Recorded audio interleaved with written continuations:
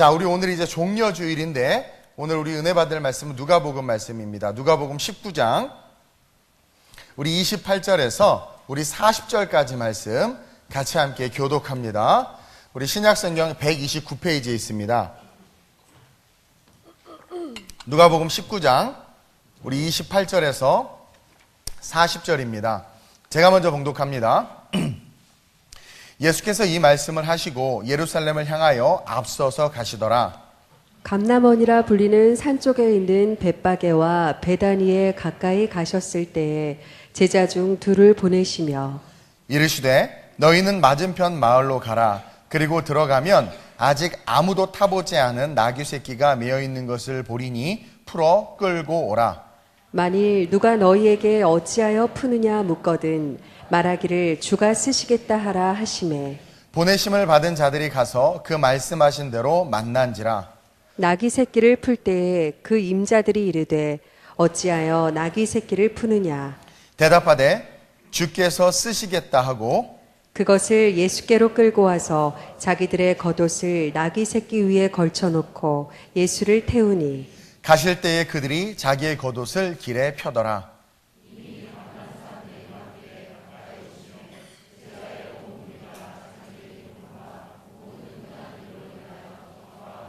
큰 소리로 하나님을 찬양하여 이르되 찬송하리로다. 주의 이름으로 오시는 왕이여 하늘에는 평화여 가장 높은 곳에는 영광이로다 하니 무리 중 어떤 바리새인들이 말하되 선생이여 당신의 제자들을 책망하소서 하거늘 함께 대답하여 이르시되 내가 너희에게 말하노니 만일 이 사람들이 침묵하면 돌들이 소리 지르리라 하시니라. 아멘. 따라합시다. 군중과 나. 아마 여러분들 그 많은 종려주일을 보냈죠. 그러다 보면 이 본문을 가지고 뭐 신앙생활 오래 하신 분들은 뭐 설교를 수십 번 들었을 거예요. 근데 오늘 좀 새롭게 이 본문 속에서 우리가 다시 한번 은혜를 받되 우리가 타임머신을 타고 2000년 전으로 돌아가는 것처럼 한번 상상을 해서 이 2000년 전 오늘 이 군중과 그 무리 속에 우리가 서 있는 모습을 그려보고 그 가운데 우리는 어떠한 모습의 신앙인인가 한번 진단하고 이렇게 스스로를 돌아보는 그런 시간이 됐으면 좋겠습니다. 우리가 잘 알듯이 오늘은 기독교 절기로 종려주일이에요. 종려주일은 예수님께서 십자가를 지시기 위해서 예루살렘에 입성하신 날인데 이날 많은 사람들이 종려나무 가지를 흔들면서 주님을 찬양했다고 해서 종려주일로 명명하여 절기를 지키고 있습니다. 사실 주님은요 예루살렘에 여러 번 입성하셨어요. 자주 입성하셨어요. 뭐 우리가 쉽게 알 수 있는 건 12살 때 유월절을 지키기 위해서 가족들과 함께 예루살렘에 입성했다가 한번 부모를 잃어버렸죠. 근데 우리 주님은 예루살렘을 떠나지 않고 그곳에 계속 계셨단 말이에요. 그 이후로도 주님이 30세까지 성장하는 가운데 예루살렘에 여러 번 입성하셨고 또 공생의 살기 시작하면서도 예수님은 예루살렘에 여러 번 들락달락 하셨단 말이에요. 근데 중요한 것은 이제 오늘이 예루살렘에 들어가시는 것은 전과는 달랐다라는 거죠. 이제 오늘의 이 입성을 끝으로 주님은 이 땅에서의 삶과 사명을 다 하게 되는 거예요. 즉 십자가 죽음을 위한 죽기 위한 입성이라는 거죠. 오늘 본문에 죽기 위해서 십자가를 지시기 위해서 입성하시는 예수님 곁에 수많은 군중들이 등장합니다. 종려나무 가지를 흔들며 호산나를 외치며 수많은 군중들이 환호하죠. 그러나 그 군중들은 곧 그 찬양했던 예수님을 버리고 저주하고 십자가에 못 박아 버려요. 저는 이 말씀 앞에서 과연 나는 군중인가? 지금 21세기를 살아가고 있는 나는 수많은 사람들이 예수를 믿고 수많은 교회가 주님을 찬양하고 주님을 높이고 있는데 과연 나는 그 수많은 사람들 앞에서 군중인가? 아니면 진정한 제자인가? 수많은 사람들 앞에서 나는 종교인인가? 아니면 진정한 신앙인인가? 우리는 진단해 봐야 된다는 거예요. 여러분 사실 오늘 예수님이 예루살렘에 입성하는 거는요 대관식 하는 거야. 왕으로 입성하는 거예요. 왜 이들이 예수님이 지나가자 종려나무 가지를 깔고 겉옷을 벗어서 이렇게 했냐면 뭐예요? 여러분들 앉아있는 의자에 붉은빛 카페트가 사실은 깔려 있어야 돼. 왕으로 오시는 거잖아요. 그러니까 막 환영하면서 예수님을 모시는데 아무도 카페트를 깔아주지 않는 거죠. 그러니까 그들 스스로 이분은 왕이신데 어떡하지 하다가 지들 겉옷을 깔아놓는 거예요. 그리고 막 종려나무 가지를 까는 거예요. 그러면서 주님을 막 찬양했단 말이에요. 그들이 예수님을 왕으로 모셨던 건, 그리고 왕으로 여겼던 건 여러분들도 다 아실 거예요. 정치적 해방이었어요. 자기의 니드를 채워주고 자기의 삶을 풍요롭게 하고 그 로마와 그 여러 가지 압제 속에서 자기를 해방시켜줄 그런 보여지는 세상 속에서의 왕이기를 원했던 거예요. 그래서 와 하는데 보니까 뭔가 이상해. 왜 그러지 하면서 자기들이 카페트를 깔고 와 했는데 보니까 결국은 죽어. 그쵸? 십자가에 죽는 거예요. 여러분, 우리는 분명히 알아야 돼요. 세상의 왕은 말 타고 백마 타고 입성하죠. 그리고 힘과 권력으로 통치하죠. 그게 세상이 다스리는 나라고 세상의 왕이고 왕권이란 말이에요. 근데 주님은 오늘 이 본문 속에서 무엇을 보여주느냐? 하나님 나라의 왕권을 보여주는 거예요. 하나님 나라의 왕은 세상의 왕과 다르다라는 거예요. 너희들이 세상의 화려함과 권력과 권세를 가지고 육신의 그런 어떤 해방과 자유를 바라지만 하나님은 뭐예요? 낮고 낮은 모습으로 섬김으로 겸손으로 오셔서 우리의 영혼을 해방시키고 자유케 하시는 진정한 왕이라는 거예요. 저와 여러분들이 이 왕으로 오시는 예수님, 죽기 위해서 들어가시는 것이 아니라 사실은 뭐예요? 우리를 해방시키고 세상에서 우리를 건져내서 하나님 나라의 영원한 백성으로 세우시기 위해서 지금 들어가고 있단 말이죠. 그 진리를 우리는 알고 있고 오늘을 살아가는 우리 역시 이 땅에서 무엇을 구하고 살아가야 되는지 우리는 스스로 깨달아야 돼요. 근데 우리는 자꾸 권력과 부와 물질을 추구하지 않아요? 예수님을 따르면 잘 살고 잘 된다라는 기복적인 걸 쫓지 않나요? 지금 우리는 왕이신 예수님을 모신단 말이에요. 그 왕이신 예수님 우리가 우리의 삶으로 모시고 그 예수님으로 말미암아 살아가는 우리의 삶은 겸손과 섬김과 헌신이어야 되는데 권세와 힘과 능력을 누리려고 하다 보니까 어떻게 돼? 다 깨지고 다 엎어지고 다 쓰러지는 거예요. 지금 예수님께서 예루살렘에 입성하셨어요. 그리고 나귀를 타시고 가장 낮은 모습으로 입성하셨어요. 그리고 우리에게 뭐예요? 완전한 자유와 생명과 평안을 줬단 말이에요. 우리 가장들 저녁에 집에 입성하실 때 나귀 타고 입성하세요. 예? 나귀 타고 늦게 들어가면 밥 먹고 들어가시고요. 제발. 예. 그리고 아이들에게 그렇죠? 넌 도대체 누구 닮아서 이 모양이냐 이런 얘기하지 마시고 나귀 타고 나 때문이구나 회개하면서. 오늘날 한국교회가 세상에서 영향력을 발휘하기를 원한다면 한국교회는 나귀를 타야 돼요. 나귀를 타고 세상 속으로 들어가야 되는데 자꾸 말 타고 들어가려고 하고, 오늘날 저와 여러분들이 직장 속에서든 어느 곳에서든 우리는 겸손하고 낮아지는 모습으로 들어가야 그 가정에 하나님의 통치가 있는 거예요. 그 가정에 하나님의 통치가 있고 하나님이 아이를 만지는 거예요. 아내를 만지고 남편을 만지고 직장을 만지는 거예요. 한국교회가 나귀 타고 세상 가운데 외칠 때 한국교회가 외치는 그 외침을 통해서 성령님이 이 대한민국을 만지는 거란 말이에요. 근데 우리는 나귀보다 뭘 타기를 원해요? 말 타기를 원해요. 그리고 별 볼 일 없는 겉옷 까는 것보다 화려한 황금 카펫을, 그렇죠? 레드 카펫을 깔아주기를 원한단 말이에요. 그러면서 신앙생활과 종교생활은 마치 예수님을 잘 믿어서 복받는 삶이어야 된다는 잘못된 생각을 갖고 있는데, 오늘 2000년 전에 예루살렘에 입성하시는 주님의 모습을 통해서 우리는 배워야 된다는 거죠. 오늘 본문 속에 군중과 나 사이에 세 가지 요소가 있다는 것을 발견할 수 있어요. 그러면서 그것을 통해서 진정 마지막 이 세대에 내가 예수의 통치권을 받는 하나님의 자녀인가 아닌가를 진단함으로 아름다운 우리 교회뿐만 아니라 저와 여러분들이 다시 한번 그리스도의 장성한 분량에 이르는 모습으로 이 종려주일과 함께 고난주간으로 들어가는 그런 은혜가 있으시길 주님의 이름으로 축원드립니다. 여러분, 첫째로 오늘 본문에 보니까 군중과 나, 군중은 오늘 본문 속에 있는 이 수많은 사람들이고 나는 오늘을 살아가는 저와 여러분들이에요. 이 군중과 나 사이에 뭐가 있나 가만히 봤더니 예루살렘이 있네. 예루살렘. 그렇죠? 예수님이 예루살렘에 입성했단 말이에요. 그리고 아까도 말했지만 이 입성은 세상의 관점에서 봤을 때는 실패고 죽음이고 끝인 것이지만 영적인 관점으로 봤을 때는 뭐예요? 완전한 해방과 자유와 능력이란 말이에요. 어쨌든 오늘이 예루살렘은 세상적인 관점에서 죽음을 상징해요. 그리고 그 죽음의 장소가 예루살렘이라는 것을 통해서 우리는 하나님 아버지의 마음을 알고 있는가? 여러분, 이 예루살렘은요, 하나님 아버지의 마음이에요. 그 마음을 알고 있는가 점검해야 된다라는 거죠. 그리고 하나님은 이 본문을 통해서 우리가 아버지의 마음을 알고 깨닫길 원하시고 있다라는 거예요. 여러분, 성경에 처음으로 예수님의 모형이 된 사람이 있는데 우리가 다 알죠. 누구예요? 이삭이죠. 이삭. 100세의 아브라함에게 준 이삭.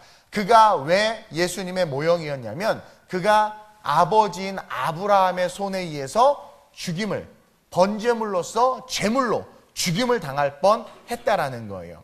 아브라함에게 하나님은 100세에 아들을 주신다고 약속하셨고 약속의 아들을 주셨어요. 그리고 그 약속의 아들을 통해서 어떤 언약을 또 주셨냐면 큰 민족을 이루겠다라는 거야. 그렇죠? 큰 민족. 다시 말하면 꿈을 이루고 비전을 이루어 주신다라는 거예요. 오늘의 우리의 삶으로 적용하면. 근데 그 꿈과 비전이 이루어지기 위해서 뭐가 돼야 돼요? 내가 죽어야 돼요. 가장이 죽고 한국교회가 세상을 향해서 죽으면 한국교회에 하나님께서 말씀하시는 꿈과 여러분들의 가정에 하나님께서 말씀하시는 꿈이 살아나요.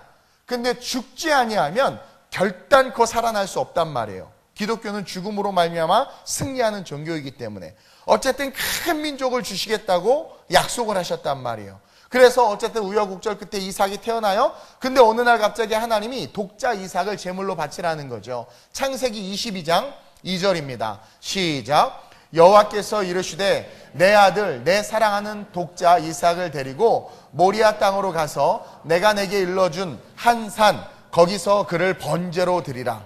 제가 만약 아브라함이었으면은요 아마 많이 화가 났을 것 같아요. 장난하십니까? 줬다 뺏는 건 뭡니까? 그렇죠?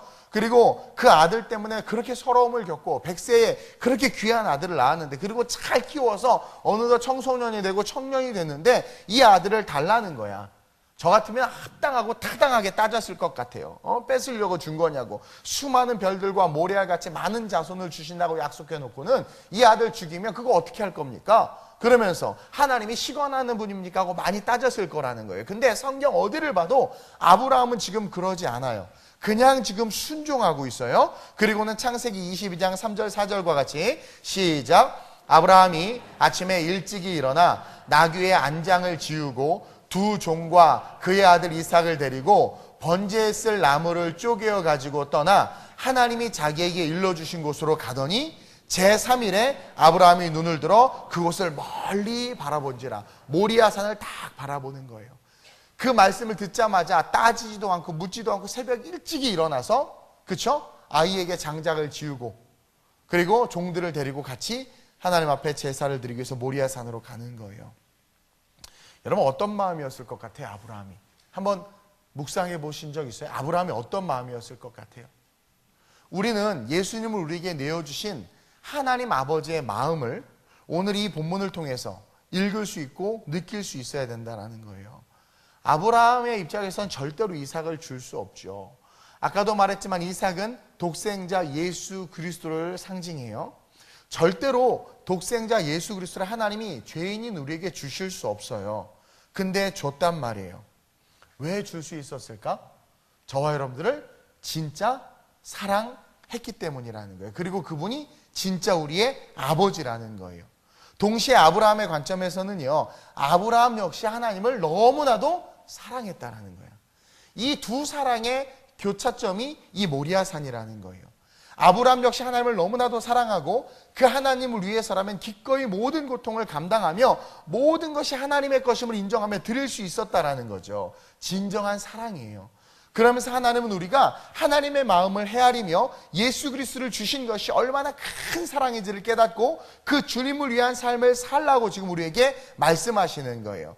그러면서 동시에 부활의 신앙을 소유하라고 말씀하고 계시는 그 음성을 창세기 22장 5절을 통해서 들어야 돼요. 같이 보겠습니다. 시작.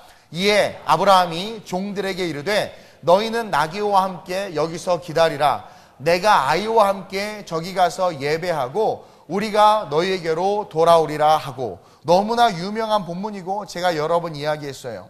하나님의 사랑을 깊이 깨닫게 되면은요, 우리에게는 부활의 소망이 살아나요. 하나님의 사랑을 깊이 있게 깨닫게 되면 죽는 게 승리라는 걸 알아요. 하나님의 사랑을 깊이 있게 깨닫게 되면 여러분, 나귀에서 새끼를 타고 가는 게 얼마나 촌스러운 일인 줄 아세요? 그리고 여러분, 내가 예수 믿어도 너무 민망할 것 같아. 그쵸? 종려나무 흔들고 다 죄인들이 와서 겉옷 깔고, 그 나귀도 새끼인데 예수님이 그래도 몸무게 한 80kg 되지 않았을까 싶은데, 어쨌든 그러면서 탐사 가왔는데 뭐 서가 막 흔들거리고 막 사람들 하는데, 어떻게 보면 되게 우스꽝스러운 모습이란 말이에요. 그 예수님 곁에는 누가 있었어요? 눈 떴던 소경도 있고, 일어났던 안진뱅이도 있고, 손 말랐다 펴진 자도 있고, 그쵸? 문둥병 걸렸다 치유된 자들도 있었어요. 그들이 정말 기쁨으로 주님을 찬양했고 노래했고, 막 소리가 얼마나 컸으면 바리새인들이 좀 조용히 시키라고 막 할 정도로. 근데 그게 우리가 보기에는 하나님 막 뜨겁게 찬양하고 멋진 모습이지만, 한 발짝 뒤에서 이렇게 보면 되게 우스꽝스러운 모습이란 말이에요. 왜냐하면 세상의 지식으로는 이해할 수 없는, 저게 무슨 왕이야, 뭐 거지 왕이에요? 말이 안 되는 거란 말이에요. 근데 예수님께서 그 길을 걸어가시는 것, 죽으러 입성하는 거지만 사실은 영적인 세계에서는 진정한 그리스도의 왕권이 지금 펼쳐지고 있는 거란 말이에요. 그 예수님께서 그 길을 걸어갈 수 있는 것은 뭐냐면, 이 죽음이 끝이 아니라 이 죽음 뒤에 뭐가 있는 거예요? 부활이 있는 거예요. 여러분, 정말 하나님을 사랑하는 사람들의 특징은요, 기꺼이 죽을 수 있다라는 거죠. 하나님의 사랑을 깊이 깨닫게 되면은요, 7번씩 이러면 어떻게 용서해요? 내가 죽으니까 용서하는 거예요. 하나님 앞에서 내가 죄인입니다 고백해요? 죽었기 때문에 고백할 수 있단 말이에요. 그래서 아브라함은요, 하나님을 사랑하고 그 하나님의 사랑을 깨닫고 종들에게 이렇게 이야기한 거예요. 내가 아이와 함께 저기 가서 예배하고 우리가 너희에게로 돌아오리라. 이 아브라함은 하나님을 너무나도 사랑했어요. 독자 이삭을 달라고 했을 때 아브라함의 마음에 어떤 신앙이 들어왔냐면 부활의 신앙이 들어온 거예요. 우리 하나님은 없는 것을 있는 것처럼 부르시고, 그렇죠? 100세에 사라의 태가 경수가 끊어졌는데도 불구하고 이삭을 주셨단 말이에요. 그 신앙이 그 가슴 깊이 들어왔어요. 언약을 지키는 하나님이 가슴 깊이 들어왔단 말이에요. 이삭을 달라고 했을 때 하나님이 달라고 하면 기꺼이 드리지만, 하나님은 그 언약과 약속을 이루실 수 있는 분이라는 믿음이 있는 거예요. 그러니까 뭐라고 말하냐면, 종들에게 우리가 거기 가서 예배하고 우리가 다시 돌아오겠다라는 복수를 쓰면서 둘이 가는데 둘이 돌아오겠다라는 거죠. 이것에 대해서 사도 바울이 그의 서신서인 히브리서에서 이렇게 이야기하고 있어요. 히브리서 11장 17절 19절이에요. 시작. 아브라함은 시험을 받을 때에 믿음으로 이삭을 드렸으니 그는 약속을 받은 자로 돼 그 외아들을 드렸느니라. 그에게 이미 말씀하시기를 내 자손이라 칭할 자는 이삭으로 말미암으리라 하셨으니, 그가 하나님이 능히 이삭을 죽은 자 가운데서 다시 살리실 줄로 생각한지라. 비유컨대 그를 죽은 자 가운데서 도로 받은 것이니라. 아브라함은 그 믿음이 있었던 거예요. 그 바울이 그걸 알고 있었던 거죠. 하나님이 능히 이삭을 죽은 자 가운데서 다시 살리실 줄로 생각한지라. 비유컨대 그를 죽은 자 가운데서 도로 받은 것이라. 하나님을 깊이 있게 사랑하자 아브라함의 마음에 부활에 대한 신앙이 그 안에 막 넘치게 된 거예요. 그러니까 보세요. 부자 청년에게 네 재산을 다 팔아 가난한 자에게 나눠줘라 했을 때 그는 하나님을 사랑한 게 아니었어요. 율법 다 지켰다고 그랬죠. 그쵸? 다 어려서부터 할례 받고 다 했단 말이에요. 그래서 막 신났어요. 내가 다 했습니다. 그러면 어떻게 해야 내가 영생을 얻겠습니까? 그랬더니 네 재산을 팔아 다 나눠줘라. 그게 뭐냐면 하나님을 사랑하냐라는 거예요. 돈을 빼앗는 게 아니라 하나님 앞에 죽을 수 있냐라는 거죠. 그리고 하나님의 사랑이 진짜 실제가 되면 기꺼이 내줘요. 왜? 내줘도 채워주실 것을 믿고, 채워주지 않아도 괜찮아. 그분이 나의 전부인 거예요. 그래서 정말 그리스도를 사랑하면 물질에 욕심이 있을 수 없고, 정말 그리스도를 사랑하면 세상의 권력과 권세에 관심을 가질 수가 없단 말이에요. 근데 우리가 자꾸 왕의 카펫을 바라는 것은 뭐예요? 예수님을 사랑하지 않고 신앙생활하는 거고, 오늘날 바벨탑처럼 한국교회가 그냥 건물만, 외형만, 성장만을 추구하다 보니까 뭐예요? 본질적인 나귀를 타는 모습은 싹 사라져버린 거죠. 섬기의 모습은 싹 사라져버린 거죠. 그러니까 여기저기서 무너지는 소리가 들리는 거예요. 여기저기서 무너지는 소리가 들리는 거예요. 근데 하나님을 깊이 있게 사랑했던 아브라함은요, 자기도 모르게 부활의 신앙이 자기 안에 함양되는 거예요. 바울이 뭐래요? 그를 죽은 자 가운데서 도로 받은 것이다. 아브라함에게는 하나님을 향한 사랑으로 말미암아 부활의 신앙이 있었어요. 그래서 진짜 죽일 수 있었고, 죽이려고 할 때 하나님이 이미 받으신 거야. 그걸 됐다. 만약에 믿음이 없었으면 이삭은 죽었어요. 여러분들의 가정이 왜 죽는 줄 아세요? 여러분들의 삶이 왜 죽는 줄 아세요? 왜 무너지는 줄 아세요? 여러분들이 믿음이 없기 때문에 그런 거예요. 근데 진짜 믿음을 가지고 여러분들이 낮아지려고 할 때 여러분들의 삶에는 부활의 신앙, 아무것도 없는 것 같은데 모든 것이 넘쳐나는 그런 놀라운 능력의 신앙의 삶이 된다는 거예요. 그 사건이 있고 2000년이 지난 어느 날, 오늘 본문에 예수님이 지금 예루살렘에 입성하는 거예요. 2000년 전, 오늘 본문으로부터 2000년 전에 있었던 모리아산에서의 사건이 오늘 이 예루살렘에서 일어나는 거예요. 그리고 여러분, 그 2000년 전 이 모리아산이 바로 오늘 이 본문의 예루살렘이에요. 제가 사진 한 장을 보여드리는데 이게 예루살렘 예루살렘 성전과 예루살렘의 모습이에요. 좀 잘 안 보이는데 예수님께서 이 베다니에서 안 나오네요. 저 오른쪽에 보면 베다니가 있죠. 저 베다니에서 오늘 말씀을 보세요. 예수께서 이 말씀을 하시고 예루살렘 향하여 앞서 가시니라 감람원이라 불리는 산 쪽에 있는 벳바게와 베다니에 가까이 가셨을 때에, 그렇죠? 베다니와 벳바게, 감람산이라는 저곳에 가까이 가셨을 때에 나귀를 타고 쭉 저 언덕을 넘어서, 감람산 언덕을 넘어서 저기 성전이라고 보이죠? 저 성전에 저렇게 입성하는 게 오늘 이 종려주일 그 모습이란 말이에요. 근데 그 성전 오른쪽에 보면 골고다가 보이죠? 저 골고다가 바로 2000년 전 모리아산이에요. 모리아산. 저기서 아브라함이 누구를 잡았어요? 독자 이삭을 잡은 저곳이 그 아브라함 이후 2000년이 흐른 오늘 성경의 본문 시대 속에서 지금으로부터 2000년 전인 저 골고다에서 지금 누가 올라가고 있는 거예요? 이삭의 모습을 가지고 예수님이 올라가고 있는 거예요. 그리고 그 예수님을 누가 지금 잡아 죽여요? 우리 하나님이 잡아 죽이고 있는 거예요. 여러분, 독생자를 기꺼이 내어주시는 하나님은요, 우리를 향한 사랑과 그 예수님의 순종을 통해서 나타나고 있다는 거예요. 모리아산에서 하나님은 이 아브라함의 사건을 통해서 예수 그리스도의 죽음의 의미를 지금 이스라엘 백성들이 이미 알렸어. 그래서 예수님이요, 저 골고다 언덕에 딱 올라가셨을 때, 아는 사람은 알았어요. 2000년 전 이삭으로 말미암은 그들의 역사, 모세오경 다 외우는데요, 유대인들은. 그 모습을 바라보고 결국 거기서 이삭은 하나님께서 살리셨지만 예수님 어떻게 하시? 진짜 죽이셨단 말이에요. 우리의 죄의 문제 때문에. 그리고 그 죽으신 예수님이 3일 만에 부활하셔서 저와 여러분들 어떻게 하셨어요? 완전한 하나님의 자녀로 회복시키셨다라는 거죠. 요한복음 19장 17절이에요. 시작. 그들이 예수를 맡음에 예수께서 자기의 십자가를 지시고 해골이라 하는 곳에 나아가시니, 자기 십자가를 지고 가는 모습이 이삭이 자기 자신을 태울 나무 짐을 지고 가는 모습과 동일한 거예요. 그리고 군중과 나 사이에, 군중과 여러분 사이에 우리는 진정한 구원자이신 예수 그리스도가 나의 구세주인지를 점검해야 돼요. 이는 다른 말로 말하면 진정 나는 하나님을 사랑하는가, 그 하나님의 사랑을 받을 순종의 삶을 살아가고 있는가, 우리는 돌아보면서 이 고난주간을 맞이해야 돼요. 다시 말해서 내가 그리스도 앞에서 죽은 자인가 아니면 산 자인가. 여러분, 죽은 자만이 승리할 수 있고 죽은 자만이 하나님의 축복을 누릴 수 있다는 거죠. 그 죽음, 다시 말해서 나귀를 타고 입성하신 그 예수님과 같은 그 낮아짐, 그것이 저와 여러분들의 삶에 있으시길 주님의 이름으로 축원드립니다.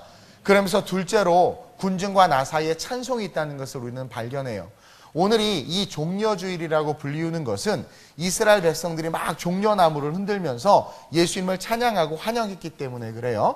이 종려나무는 히브리어로 타마르라고 하는데 키가 보통 10m 이상, 여러분들 제주도 가도 종종 보기는 하는데 사진을 보면 나오겠지만 입이 이렇게 크고 길어요. 그리고 우산처럼 이렇게 옆으로 막 퍼져 있어. 이렇게 생겼어요. 이게 종려나무예요. 네, 키가 엄청 크죠. 또 다음 사진 보면, 그래서 저 잎을 따다가 막 환호하면 얼마나 화려해요, 그렇죠? 막 환호하고 저 잎을 바닥에 깐 거예요. 그래서 종려나무 가지를 흔들었다. 그래서 종려주일로 이렇게 이름이 명명된 거예요. 또한 영적인 의미를 가지고 있는데, 이 종려나무는 영적인 의미를 가지고 있는데 그 잎의 모양 때문에, 그 모양으로 말미암아 이 종려나무는 승리, 영광을 나타내요. 그리고 또 아주 잎이 크고 넓기 때문에 풍요와 안식의 의미도 갖고 있어요. 그래서 그런 의미로 막 하나님을 찬양했다라는 거죠. 다시 말하면 뭐예요? 승리와 영광과 안식과 평안을 달라고 막 하나님을 찬양한 거예요. 그러나 그 어떤 찬양의 의미 속에도 영적인 것은 하나도 없었다라는 거예요. 그들의 찬송은 철저하게 인본주의적이었고 이기적인 찬송이었다라는 거죠. 이들은 하나님을 찬양하면서 호산나라고 외쳤는데 이 호산나의 의미는 우리가 다 잘 알듯이 지금 구원하소서, 이제 구원하소서라는 뜻이에요. 히브리인들은 시편 118편을 통해서 이 호산나라는 단어를 알았어요. 시편 118편 25절에 보면 시작, 여호와여 구하옵나니 이제 구원하소서, 여호와여 우리가 구하옵나니 이제 형통하게 하소서. 여기서 이제 구원하소서라는 이 말이 히브리어로 호쉬아나예요. 호쉬아나. 근데 이것을 헬라어로 어떻게 표기했냐면 호산나라고 음역해서 사람들이 이야기한 거예요. 그리고 예수님이 입성하자 시편 118편을 기억하면서 지금 구원하소서, 지금 구원하소서, 호산나 호산나 외쳤던 거예요. 이들의 호산나는 뭐예요? 육적인 구원이죠. 영적인 구원과 하나님의 나라가 도래함으로 말미암는 진정한 구원이 아니라 정치적 해방으로서의 구원이었다라는 거예요. 오늘날 한국교회에 저와 여러분들이 많은 기도를 하지요. 그리고 많은 간구가 있는데 대부분 어떤 기도와 간구예요? 하나님의 나라와 하나님의 영광보다는 뭐예요? 우리 자신을 위한 기도가 너무나 많아요. 왜냐하면 우리의 시선이 세상에 꽂혀 있기 때문이에요. 여러분들 물질이 너무 중요하고 남과 비교되는 모습이 너무 중요하잖아요. 하나님은요, 과부의 두 렙돈이나 부자의 큰 헌금이나 동일하다라고 말씀하신 것은 그 가치를 본 것이 아니라 뭐예요? 우리의 마음을 보신 거죠. 그렇죠? 따라서 우리는 부자여도 하나님을 섬길 수 있고요, 가난해도 하나님을 섬길 수 있어요. 근데 우리는 어떤 생각을 갖고 있냐면, 목사님 죄송해요, 도움이 못 돼서. 그래서 그 도움이 뭔가 보면 대부분 물질적인 도움이에요. 성경에서 좀 많이 벗어나 있는 것 같아요. 사실 저는 큰 물질을 헌금하는 것도 너무 좋지만 새벽에 나와서 같이 기도하고 새벽 재단의 이 자리를 지켜주는 게 너무 좋아. 여러분, 목사님들은요, 많이 앉아있는 거 좋아해. 많이 앉아있어 주시길 주님의 이름으로 부탁드려요. 네, 물론 조금 앉아있어도 돈을 더 좋아하는 분도 계실지는 모르겠지만, 어쨌든 오늘날 많은 호산나라는 그 외침이 하나님의 뜻을 구하기보다는 우리의 것을 요구한단 말이에요. 이스라엘 백성도 그랬어요. 근데 그렇게 했는데 예수님이 십자가를 지고 잡혀가고 죽으니까 화가 난 거야. 뭐야? 왜 내 기도 응답 안 들어줘? 뭐야? 왜 이렇게 저렇게 무기력해 하고는 그 종려나무 가지를 흔들던 자들이 바라바를 달라고 외치고 예수 향해서 돌을 던지고 침을 뱉고 욕을 했단 말이에요. 오늘날 기도했는데 응답 안 되면 절에 가죠. 막 기도하고 응답 안 되면 에이씨, 헌금했는데 헌금 다 돌려주세요, 막 이러죠. 그게 뭐예요? 다 기복적인 거야.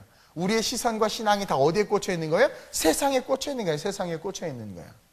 근데요, 저는요, 여기서 너무나 슬펐던 게 뭐냐면, 이들이 막 이렇게 찬양을 하니까 바리새인들이 너무 시끄러워서 조용히 하라는 거죠. 39절에 무리 중에 어떤 바리새인들이 말하되, 선생이여 당신의 제자들을 책망하소서. 그러자 40절에 시작, 대답하여 이르시되 내가 너희에게 말하노니 만일 이 사람들이 침묵하면 돌들이 소리 지르리라 하시니라. 여러분, 주님은요, 어찌하든 이들이 외치는 것을 기뻐하셨어요. 아직 잘 몰라서, 영적인 것을 몰라서 육적인 것을 구할지라도 주님은 그들의 구함을 기뻐하셨고 그들의 찬송을 즐거워하셨어요. 왜냐하면 그들은 원래가 찬송하도록 지음받았기 때문이에요. 이사야 43장 21절 시작, 이 백성은 내가 나를 위하여 지었나니 나를 찬송하게 하려 함이니라. 여러분, 신앙이 어리면 어린 대로, 신앙이 성숙하면 성숙한 대로 우리는 끊임없이 기도하고 찬송해야 돼요. 어린아이가 아기 때 막 그냥 떼쓰면서 로봇가 있는데 또 로봇을 사달라고 그러면 씨름하다가 결국 어쨌든 부모가 사주기는 사줘요. 떼쓰고 애쓰니까. 그것을 잘못했다고 말할 수가 없는 거예요. 왜냐면 어리니까. 근데 얘가 대학생이야. 대학생인데 갑자기 마트를 갔다가 레고를 보고 아빠 레고 사주세요 했더니 너 나이가 몇 살 했더니 막 울어. 막 그거는 맞아야 돼. 그쵸? 제가 한국교회에 여러분들 그거, 제가 이제 어떤 청년 하나가 저한테 상담을 하는 거예요. 수요일날 설교를 듣고, 목사님, 제가 사실 어떤 문제가 있어서 금식을 하려고 했는데, 목사님 설교를 들으니까 이거 금식을 해야 되나 말아야 되나, 이런 거 갖고 금식하는 게, 제가 좀 창피한 것 같고 막 그러길래 내가 뭐라 그랬냐면 금식하라고 그랬어요. 하라고 그랬어요. 왜냐면, 여러분 그거 아세요? 한국교회가 금식은 흉악의 결박을 푸는 가장 강력한 능력이에요. 왜냐면 목숨을 담보하고, 그렇죠? 여러분들 딸이 막 열흘간 금식하면서 아빠가 아이패드 안 사준다 막 그러면 화가 나지만 굶고 밥 안 먹고 죽을 것 같으면 결국 사준단 말이에요. 그렇죠? 이거 흉악의 결박을 푸는 건 아니지만 어쨌든 목숨을 담보하면 부모가 꼼짝을 못해. 그렇죠? 그만큼 금식은 능력이 있어요. 근데 중요한 것은 뭐냐면 신앙의 수준에 따라 오늘 보세요. 이들의 찬송은요, 죄송하지만 저질의 찬양이에요. 육적인 찬양이고요. 육신의 소욕을 구하는 건데 주님은 그들의 찬양도 기뻐하셨어요. 왜냐하면 그들이 아직 영적으로 영안이 가려져 있어서 수준이 낮아 어린아이와 같은 모습이야. 근데도 불구하고 그들이 하나님을 찬양하는 것을 우리 주님은 너무 기뻐하시는 거야. 이해돼요? 그래서 시간이 조금 지나서 이들이 나를 팔아버리고 나에게 돌 던질 건 알지만 그 순간 그 어린아이의 모습을 막 찬양하는 거. 여러분 애기 잘 때 미운 5살이라고 그러죠. 5살짜리 애기 잘 때 너무 이뻐. 안 일어났으면 좋겠어. 그냥 계속 잠만 자서 20살이 됐으면 좋겠어. 근데 얘가 눈 떠 움직이기 시작해. 막 화나. 밥 먹는 다 쏘나 놓고 다 어질러 놓고 막 승질 나죠. 승질 나. 그렇죠? 그렇게 또 막 미워. 근데 잘 때면 너무 이뻐. 그렇죠? 내 새끼야. 그렇죠? 그것처럼 우리 하나님은 그거예요. 이들이 지금은 모르지만 하나님은 그 모습, 어린 신앙의 그 모습 그대로를 너무 사랑하는 거예요. 어린아이 같지 않으면 천국에 들어올 수 없다고 그랬고, 어린아이가 내게 오는 것을 금하지 말라고 그랬어요. 이것은 신앙의 경중이 중요한 것이 아니라 주님에게 반응하는 게 중요한 거예요. 그래서 내가 그 청년에게 그래서 넌 무조건 금식해라. 금식해. 더 해라 더. 그렇죠? 아, 취업도 금식해도 해도 돼. 그러면 연애도 해도 돼. 다 해도 돼. 어리니까. 또 또 얼마 순수해요. 막, 주여, 배우지 않을 주옵소서. 저 안 주면 좀 있으면 죽을 것 같아요. 또 하나님 주셔. 근데요, 장로님 정도 됐어. 안수입사님 정도 됐어. 근데, 차를 바꾸고 싶어서 금식을 해. 주여, 저 사람은 집사인데, 아우, 되게 빠른 차 타는데, 나는 장로인데 티코 탑니다. 자, 이거를 금식을 해. 이건 아니라는 거죠. 이해하세요? 신앙의 경중에 따라 금식의 모습도 달라져야 된다는 거예요. 초등학교 아이가 하면서 그런 것들은 이해가 되지만 다 큰 성인이 그런 이해할 수 없잖아요. 그래서 정말 진정한 금식은 그분의 나라와 그분의 의를 위하여, 영적 전쟁을 위하여 그렇게 우리가 금식하는 거예요. 그리고 또 한국교회가 이 기복적 신앙, 이 번영주의 신앙이 어느새 그냥 쫙 모든 교회에 다 스며들어가지고 교회 성장학 때문에 싹 스며들어가지고 우리의 신앙을 이렇게 좀 헷갈리게 하는 경우가 있어요. 근데 성경 어디에도 보세요. 육적인 것을 위해서 금식하는 장면 단 하나도 나오지 않아. 에스더가 더 이뻐지려고 금식했어요. 다이어트 하려고. 에스더 금식 안 했어요. 근데 어떨 때 금식했어요? 왕에게 나갈 때 죽을까 봐. 그리고 이스라엘 백성 건지려고. 그 정도 금식은 뭐예요? 상당히 신앙의 수준이 높은 거죠. 제가 금식을 하는데 예를 들어서 우리 효주한테 삐졌어. 종려 주일인데 종려나무 찬양을 안 한 거예요. 나는 종려나무 찬양을 너무 좋아하거든요. 길 위에 종려나무 아래 찬양하세 우리 주님. 난 솔직히 기대했어. 그래서 삐져서 내가 금식하는 거야. 주님, 우리 효주가 대머리가 되게 하여 주옵소서. 이러면 주님이 내 머리를 대머리 되게 하시지. 근데 오늘 한국 교회에 이런 모습이 너무나 많다라는 거예요. 그리고 성경에 뭐라고 그러냐면 하나님이 우리가 있어야 될 것을 다 아신다고 그래. 그래서 우리는 정말 내가 주님을 사랑하고, 보통 이번에 이렇게 그 고난주간에 금식들 많이 해요. 이번 고난주간 특세 때는 간식 없어요. 고난주간에 금식들도 많이 하고 우리 청년들 데리고 내가 문화금식도 시켜보고 다 했는데요. 다 형식적이야. 영화도 안 보고 TV도 안 보다가 부활했다 하고 월요일날 몰아서 영화 다 보고 친구들 그룹 지어서 그냥 극장 다 가서 전 섭렵하고 다 그래. 막 이게 무슨 금식인가 싶기도 하고. 그리고 밥 계속 굶는데 그냥 굶기만 해. 아니 점심 금식을 하면 점심 1시간만큼은 기도해야 되잖아요. 목사님 기도할 곳이 없어요. 화장실 있잖아요. 화장실. 어떻게 그 지저분한 화장실에, 환경이 중요하냐. 이 땅이 죄가 간영한데 화장실이 이 세상에 똑같아. 근데 우리는 환경 핑계 대잖아요. 화장실 가서 기도해도 돼요. 그리고 회의실 빌려서 기도하든가. 근데 굶고만 있는 거죠. 굶고만. 이번에 고난주간 여러분들 뭐 30세끼 다 금식하라고 그러면 교회 떠날 거니까 뭐 한 끼 정도씩 금식하면서 그 식사비 정도 여러분들이 우리가 금요일 날 부흥했던 헌금하잖아요. 그래서 고난주간에 여러분들 한 끼 금식한 그 헌금들을 우리가 다 모아서 우리가 필리핀에 혹은 독일에 교회를 세우는데 이렇게 헌금하는 것도 되게 좋겠다라는 그런 생각이 들어요. 근데 어쨌든 중요한 것은 뭐냐면 우리의 신앙이 그리스도의 장성한 분량에 이르러서 그리고 좀 멋진 모습으로 주님 앞에 드러나길 우리도 원하고 주님도 원하실 줄 알았는데 오늘 보니까 이 말도 안 되는 찬양을 우리 주님이 기뻐하시고 이들이 찬양하지 않으면 지금 뭐래요? 돌들이 소리 지르겠다라는 거예요. 야, 돌들도 찬송을 할 수 있어요. 그러니까 그만큼 우리 주님이 우리가 찬양하는 것을 너무 기뻐하신다라는 거야. 그리고 우리의 작은 몸짓에도 주님은 영광을 받기를 원하시고, 그리고 지금은 저들이 몰라서 그렇지만 내가 이제 십자가에서 죽고 나면 이들이 지금은 몰라서 그렇게 돌팔매질하고 나를 팔았지만 결국은 이들이 변화돼서 내 백성이 될 걸 아시기 때문에 주님은 우리가 늘 찬송하는 삶으로 일어서길 원한다라는 거죠. 자, 오늘 이 군중들처럼 저와 여러분들은 어떠냐라는 거예요. 자기 자신만을 위한 예수님이 되어달라고 이기적이고 세속적인 찬송으로 주님을 찬양하면서 예배하는가. 어떤 분들은 그래요. 교회를 막 자꾸 옮기는 이유가 뭐냐면 뭔가 그 축복받는 교회를 찾는다는 거야. 난 너무 웃겨서 교회에 따라서 축복이 있고 없고가 아니거든. 예수님의 복이시잖아요. 그렇죠? 근데 그런 분들이 있어요. 그리고 교회에서는 못 받고 은혜를 못 받고 딴 데 가서 은혜 받는 분들. 여기는 일수도장 찍으러 오시고 이상하게 그런 분들 보면 뭔가 좀 이상해. 뭔가 나 자신을 위한 신앙이란 말이에요. 여러분, 신앙생활은요 하나님을 위한 거예요. 그래서 우리가 이 시간 여기 앉아 있는 거예요. 신앙은 그분을 위한 거예요. 그래서 우리가 예물을 드리는 거예요. 내가 원하는 것을 얻기 위함이 아니라 우리는 이미 모든 것을 받은 거거든요.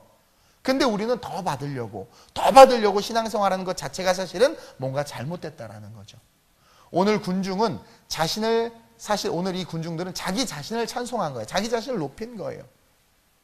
주님을 정치적 해방자로 말미암아 자기 자신들을 자유하게 해줄 것을 믿고 기대하면서 높인 거죠. 우리는 관계 속에서 역사하시는 주님으로 말미암아 본질적인 그 주님을 찬양하는 신앙으로 우리의 신앙을 되돌리시길 주님의 이름으로 축원드립니다. 그리고 여러분들의 신앙의 수준에 따라서 여러분들의 마음의 감동으로, 금식은요 성령께서 감동을 주시면 하면 되는 거예요. 신앙의 경중에 따라 감동을 주세요. 그리고 여러분들 작정하고 결단하는 기도들, 여러분들이 간절함이 없어서 그렇지 우리 주님 보세요, 매일 기도하셨잖아요. 왜 기도하셨냐면 간절함이 있었어. 전 인류가 구원되는 그 간절함이. 정말 간절함이 있는 사람들은 그렇게 매일 기도한다라는 거지. 그런 간절함으로 말미암아 주님을 찬양하고 본질적인 의미에서 주님을 찬양하는 그런 수준 높은 신앙으로 성장하는 아름다운 우리의 모든 성도들이 됐으면 좋겠습니다. 그러면서 마지막으로 군중과 나 사이에 나귀가 있다는 것을 우리는 깨달아야 돼요. 오늘 이 종려나무 사건에서 사실 가장 중요한 장면이 나귀를 타고 예루살렘에 입성하시는 예수님이에요. 여러분, 이 모습은 제가 서두에도 이야기했는데 주님이 이 땅에 오신 목적을 철저하게 이루어 가고 계신다는 것을 보게 해요. 제가 그랬죠. 예수님이 이 땅에 오신 목적은요 십자가를 지시기 위해서, 우리를 구원하기 위해서 아니에요. 우리를 구원하려는 목적과 계획은 하나님이 갖고 계신 거예요. 이해하세요? 하나님이 갖고 계셨고 하나님이 네가 가라 세상, 그래서 예수를 보내신 거예요. 제가 설교 때 한번 이야기했는데 요한복음 6장 38절이죠. 시작. 내가 하늘에서 내려온 것은 내 뜻을 행하려 함이 아니요 나를 보내신 이의 뜻을 행하려 함이라. 그러니까 주님께서 이 땅에 오신 것은 아버지의 뜻을 행하기 위해서 오신 거고, 수요일인가 금요일날 설교했는데 겟세마네 동산에서 기도할 때 이 잔을 내게서 옮겨달라고 말한 건 뭐예요? 자기의 뜻은 이거 십자가 지고 싶지 않은 거야. 만약에 예수님이 자기의 뜻이었으면 기꺼이 왜 그런 기도해? 아멘, 때가 됐습니다 드디어 하고 지실 텐데 이 잔을 옮겨달라는 거야. 근데 뭐라고 얘기해요? 나의 원대로 마시고, 예수님의 원은 십자가를 잠깐 내려놓는 거예요. 근데 나의 원대로 마시고 아버지의 원대로 하옵소서. 오늘 요한복음 6장 38절에 내가 하늘에서 온 것은 내 뜻을 행하려 함이 아니요 나를 보내신 이의 뜻을 행하려 함이라. 그렇기 때문에 나를 보내신 이의 뜻, 아버지의 뜻이 구약의 스가랴서에 이렇게 예언되어 있어요. 스가랴 9장 9절 아버지의 뜻이 시작. 시온에 따라 크게 기뻐할지어다, 예루살렘에 따라 즐거이 부를지어다. 보라, 내 왕이 내게 임하시나니 그는 공의로우시며 구원을 베푸시며 겸손하여서 나귀를 타시나니 나귀의 작은 것 곧 나귀 새끼니라. 그러니까 스가랴에 예언해 놓은 거예요. 하나님의 말씀이죠. 그러니까 요한복음 6장 38절에 내가 하늘에서 내려온 것은 내 뜻이 아니라 나를 보내신 이의 뜻을 행하려 하기 때문에 나를 보내신 이 아버지 하나님이 스가랴에 예언했어요. 뭐라고 예언했어요? 왕이 임하는데 그는 공의로우며 구원을 베푸며 겸손하여 나귀를 타시나니, 나귀의 작은 것 곧 나귀 새끼나, 정확하게. 그러니까 예수님이 베다니에서 가까이 갔을 때 뭐라고 그래요? 제자 둘을 보내서 야, 너 앞에 마을에 가면 멍에를 매지 않고 사람을 태우지 않은 나귀가 있을 거야. 그러니까 나귀의 새끼가 있을 거야. 그것을 가져오라는 거예요. 제자들도 참 난감했을 거야. 그렇죠? 그씨 어떻게? 그래서 가서 이제 나귀가 마침 하니까 주인이 왜 갖고 가? 그러니까 주님이 뭐라고 그래요? 주인이 쓰시겠다 하라. 그러니까 아무 말 없이 보내는 거야. 나는 그 사람이 예수님을 알고 신앙이 있는 사람이었다고 믿어요. 그리고 성령께서 그 사람의 마음을 만지셨어요. 그리고 예수님이 주가 쓰시겠다고 할 때 기꺼이 내줬단 말이에요. 여러분, 나귀 새끼는 재산이에요. 재산이에요. 아주 귀한 거예요. 예를 들어서 우리 송경 집사님이 차가 바뀌어서 그래, 내가 네 차 내놔라. 그러면 절대 안 주지. 그렇죠? 친방을 갔더니 아파트가 너무 좋아. 이 집은 제 집입니다. 이제부터. 그럼 여러분 미친 거 아니야? 고소할 거 아니에요? 귀한 재산이란 말이에요. 근데 주가 쓰시겠다 하라 하니까 어떻게 돼요? 그냥 내준단 말이에요. 여러분, 이것을 우리가 잘 헤아려야 돼요. 아까도 말했지만 이 땅에 시선이 꽂혀 있는 자들은 절대로 할 수 없는 일들이에요. 그러나 하나님을 바라보고 영적인 세계에 영안이 열려있는 자들은 기꺼이 감당할 수 있는 거죠. 그리고 동시에 하나님은 하나님의 말씀을 이루기 위해서 하나님의 사람들을 다 쓰세요. 다 예비해 놓고 계시는 거예요. 결국 그 나귀 새끼, 예언의 말씀을 이루기 위해서 나귀를 타고 가시는데 스가랴 9장 9절에 왕이 내게 임한대요. 그러니까 예수님이 지금 나귀 타고 입성하는 건 제가 아까 말했지만 대관식이에요. 왕으로서 입성하네요. 왕으로. 그렇죠? 그러면 마차를 타고 그리고 혹은 말을 타고 입성해야 되는 나귀를 타고 입성해요. 왜냐하면 그분은 겸손과 평강으로 온 땅을 다스리고 정복할 것을 성경이 또 예언하고 있기 때문에 그래요. 스가랴 9장 10절이에요. 시작. 내가 에브라임의 병거와 예루살렘의 말을 끊겠고 전쟁하는 활도 끊으리니 그가 이방 사람에게 화평을 전할 것이요 그의 통치는 바다에서 바다까지 이르고 유브라데 강에서 땅끝까지 이르니라. 유브라데 강, 창조 때부터 있던 강으로부터 시작해서 땅끝까지 이르는데 이게 뭐냐면 새로운 통치가 일어난다라는 거야. 그러니까 기존의 왕들은 말 타고 권력과 권세로 막 하지만 하나님의 통치는 제가 아까 말한 것처럼 낮아짐과 겸손으로 말미암아 통치하는 거예요. 죽는 것 같고 실패하는 것 같지만 뭐예요? 그것이 진정한 통치라는 거죠. 다시 말해서 예수 그리스도가 죽음으로 말미암아 우리는 뭐예요? 모든 죄의 문제가 사라지고 죄의 문제가 사라진 우리의 삶의 진정한 통치는 뭐냐? 바로 왕이신 주님께서 낮아짐으로 섬기시는 그 섬김을 통해서 온 민족과 열방이 살아나는 놀라운, 다시 말해서 새 예루살렘 가운데 거하는 그 놀라운 축복이라는 거예요. 여러분, 우리에게는요 나귀가 있어야 돼요. 겸손이 있어야 돼요. 그분은 낮아지심으로 섬김으로 하나님과 동등되신 분이셨지만 동등됨을 취하지 아니하시고 낮아지신 것이 진정한 왕이라는 거예요. 낮아지신 것이 7번씩 70번이라도 용서하라고 우리에게 말씀하신 그 말씀, 그 말씀에 순종할 때 우리에게 진정한 하나님의 통치권이 나타난다는 말이에요. 우리에게는 나귀와 같은 그런 겸손이 있어야 돼요. 군중은 오만했고 교만했지만 우리는 겸손하고 온유해야 되고, 오늘날 많은 사람들이 말을 타려고 하지만 우리는 끊임없이, 한국교회는 끊임없이 나귀의 새끼를 타려고 해야 된단 말이에요. 하나님은 오늘도 저와 여러분들 입성시키고 있어요. 예수님이 예루살렘에 입성한 것처럼 여러분들이 이제 예배 후에 가정으로 입성할 것이고, 월요일날 직장으로 입성할 것이고, 아이들은 어린집으로 입성할 것이고, 그런단 말이에요. 모든 그 입성하는 것에 우리의 마인드는, 아이덴티티는 나귀를 타고 입성하신 예수님을 닮은 모습으로 걸어가야 된다는 거예요. 그럴 때 어떤 일이 일어나느냐? 하나님이 만지시고 회복시키시는 진정한 축복과 평안이 있는 거예요. 여러분, 하나님이 성을 지키시지 아니하면 파수꾼의 경성함이 허사라고 그랬어요. 여러분 보세요. 막 우리가 의를 드러내고 자기 자신을 드러내면 제일 꼴보기 싫죠. 여러분들 봐도. 근데 자꾸 우리를 드러내려고 한단 말이에요. 세상이 왜 한국교회를 싫어하는 줄 알았어요? 교회가 자꾸 교회를 드러낸단 말이에요. 교회는 낮아지고 섬겨야 되는데 그런 모습이 안 보이잖아요. 다 대접받으려고 하잖아요. 그러니까 나귀를 타는 모습이 없는 거예요. 그러니까 하나님의 통치권이 나타나지 않으니까 세상의 통치권 가운데 우리는 엎어지고 무너지고 상대적 빈곤감 때문에 아파하고 슬퍼하고 할 수 있거든요. 무슨 말이냐? 할 수 있는 게 하나도 없어지는 막 그런 인생이 돼버리는 거예요. 그러나 우리가 정말 진정으로 낮아지는 모습으로 예루살렘에 입성하고 우리의 삶의 모습의 자리로 들어가기 시작하면 그곳에서 뭐예요? 진정한 부활의 능력과 축복이 나타난다라는 거죠. 여러분, 오늘 군중과 나 사이에 이 세 가지가 있음을 우리가 다시 한번 기억하면서 우리의 삶에 예루살렘이 있어야 돼. 예루살렘. 순종으로 말미암아 독자 이삭을 잡아 죽인 그 아브라함의 믿음처럼, 또 자기를 태워 죽일 나무를 지고 갔던 그 이삭처럼 하나님 내게 말씀하시는 것에 순종하려는 그 마음과 내가 하나님을 사랑하기 때문에 기꺼이 내 삶을 내어드리고자 하는 그 헌신, 그것이 오늘을 살아가는 내 삶 속에 과연 있는가?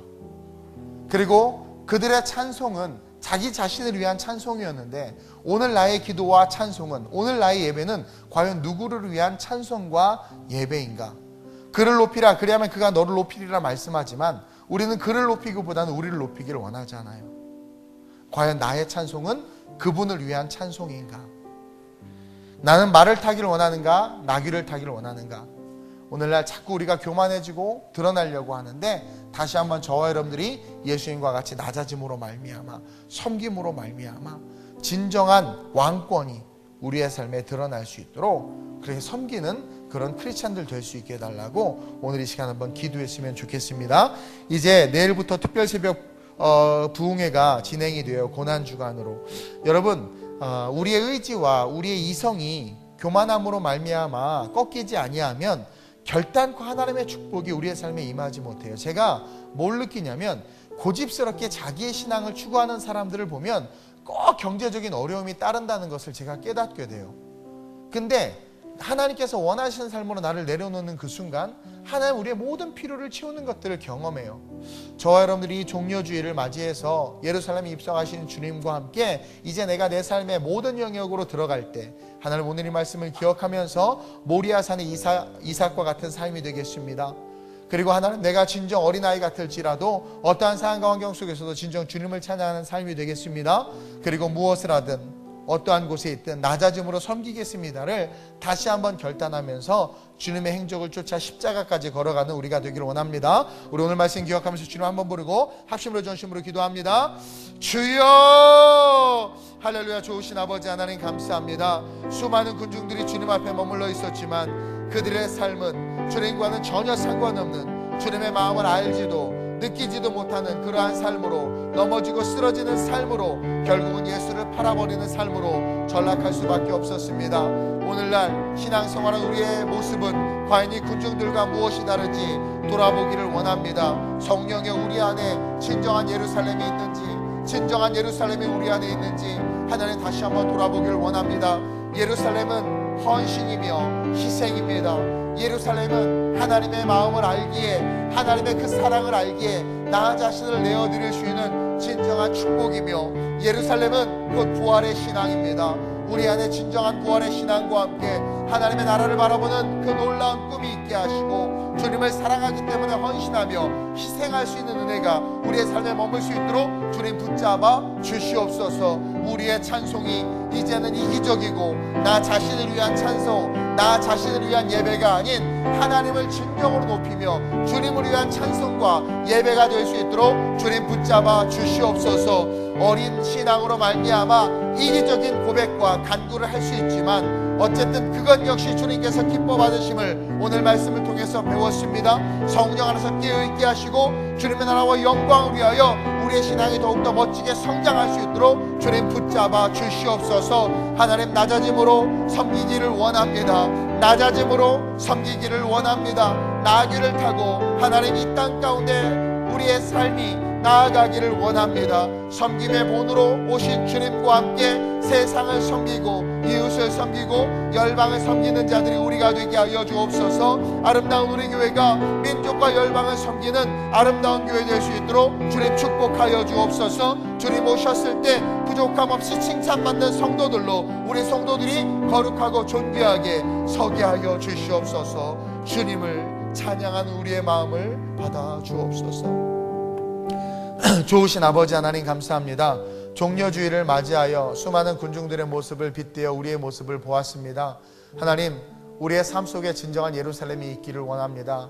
우리의 삶의 모습 속에 진정한 모리아산이 있기를 원합니다. 아브라함의 순종이 우리에게 있게 하시고 이삭의 순종이 우리에게 있게 하여 주옵소서. 젊은 청년이 아빠가 죽이려고 함에도 그냥 묵묵히 순종했던 것처럼 하나님이 우리에게 어떤 요구를 하시든 기꺼이 순종할 수 있는 이삭과 같은 신앙이 우리의 신앙 되게 하시고, 그것이 곧 예수를 닮은 신앙이 오니 그 신앙으로 세상을 변화시킬 수 있는 아름다운 우리의 모든 성도들 되게 하여 주옵소서. 우리의 예배가 누구를 만족하며 누구를 즐겁게 하는 예배인지, 우리의 찬송이 누구를 위한 찬송이고 누구를 행복하게 하기 위한 예배인지를 하나님 돌아보게 하여 주옵소서. 오늘날 모든 예배가 사람 중심으로 변질되어져 가고 있습니다.